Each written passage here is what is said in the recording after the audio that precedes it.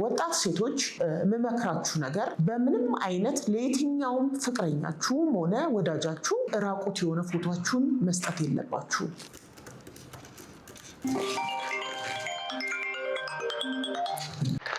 ሄሎ፣ ሰላም እንዴት ነሽ?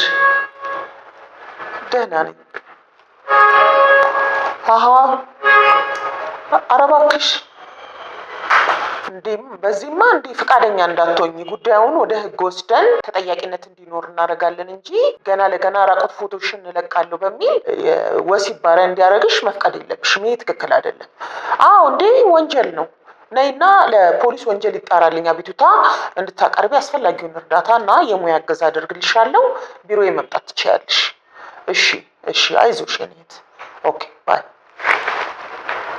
እንግዲህ እንደሰማችሁት አሁን ደውላልኝ የነበረችው ደንበኛዬ አስቀድሞ በፍቅር ግንኙነት ውስጥ በነበሩ ሰዓት ፍቅረኛው የነበረ ሰው ራቁቷን ፎቶ አንስቷት ነበረ። አሁን እሷ ግንኙነቱን ማቋረጥ ስለፈለገች ከዚህ በላይ መቀጠል አልፈልግም ስትለው ራቁት ፎቶሽን እለቃለሁ የምናቆም ከሆነ ብሎ እያስፈራራት ነው ማለት ነው። አሁን እዚህ ጋር የምታዩት እንግዲህ አንድን ሴት ራቁት ፎቶዋን እለቃለሁ እያሉ እያስፈራሩ በማትፈልገው ግንኙነት ውስጥ እንድትቆይ አንቺ ላይ ቤተሰብሽ ላይ ጉዳት፣ የክብር ውርደት፣ ስም ማጥፋት፣ ስም ማጠልሸት እፈጽማለሁ እያለ ማስፈራራት ነው።